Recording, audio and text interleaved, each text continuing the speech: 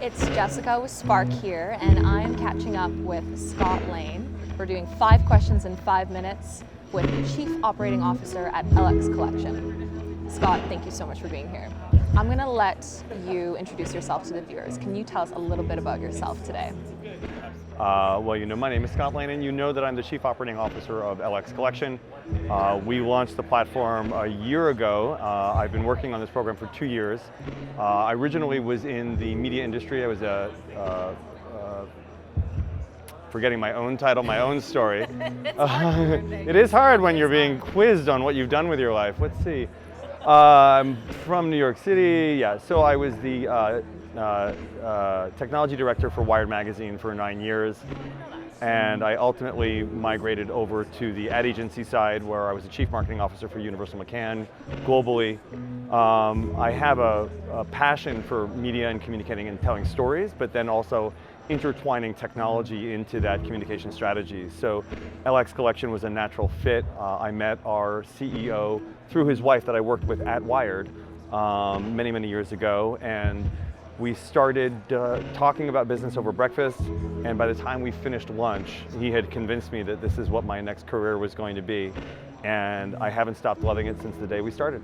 Amazing. How many years ago was that? So we started working on LX Collection 2 years ago in March, so we're coming up on our 3rd year. You work on a lot of exciting projects with LX Collection. Can you tell us about one of your favorites? Well, we're most excited about having just launched Toronto. Canada is a big part of our growth strategy, and we met with numerous developers in Toronto. Everybody was wonderfully enthusiastic about what we were bringing to the table. We look forward to meeting folks in Vancouver as well. And I can't say that I have a favorite project as of yet. There is one that's very unique. It's called Number 7 Rosedale, and it's just nestled right in the middle of the trees on this bluff with freestanding homes all around it, and it's really a wonderful juxtaposition to see how a condominium project can fit into not only the woods in that way, but also within a community that already exists without being obtrusive. It's a very special project. Is there anything unique about the way this project is being marketed and sold, or is it too early to say? Well, we've just started working with them, and from what we've seen thus far, they're following a very traditional route of a sales center and a communication strategy surrounding the amenities and the interiors and the finishes. We will start to work with them deeper and be probing and asking some of those deeper questions about what does this buyer need to know about this property.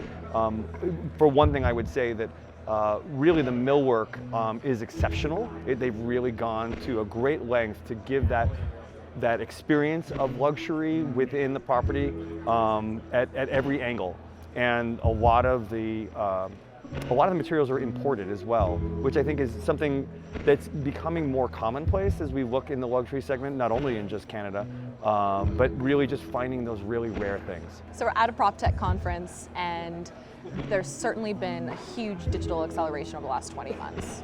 I wanted to know your perspective. What do you think is staying in terms of Proptech, and what do you think is going? Yeah, it's a good question. Being a futurist is a well-paying gig. Unfortunately, I am not one.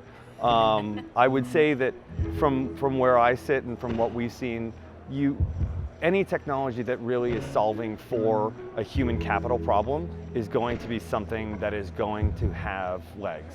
And I think as we look towards the real estate industry as a whole, we see a lot of human capital being exhausted on a number of different tasks. So I think there's a lot of success that's going to be coming out, not only from this conference, but just from the community as a whole.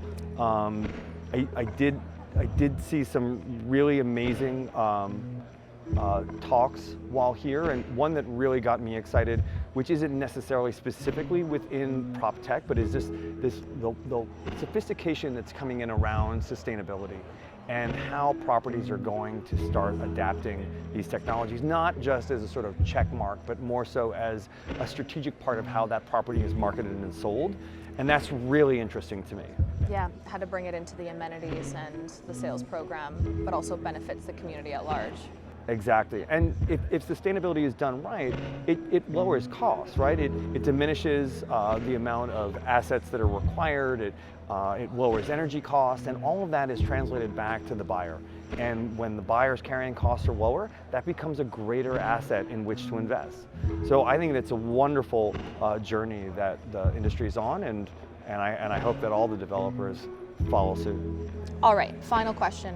What is some conventional or maybe some unconventional wisdom that you live by? Well, I would say you really need to like what you're doing, because you pretty much do it all day long. I think you should also work with people that you like working with, because you work with them pretty much all day long. Unconventionally, I'd say throughout my career, when hiring, I've almost always hired someone that has had some restaurant experience. In my personal experience, having been in the back end of restaurants when I was in college, and then ultimately through college, and then after college before I transitioned, I have found that front of house knows how to handle a problem. And when you're in business, the customer is always right, even when they are wrong. And if they really are wrong and you do need to explain it, you're gonna have to do it as delicately as possible. And a host, a hostess, a waiter, a waitress, a server of any sort of the high quality knows exactly how to deliver that information. I'm sorry, but we did burn your entree, but we'll get you another one. It's just gonna take a minute. And solving the problem that way makes business a lot smoother. It really translates to business. It sure does. Amazing. Thank you so much for spending some time with us. Absolutely, it's been my pleasure. I love the show.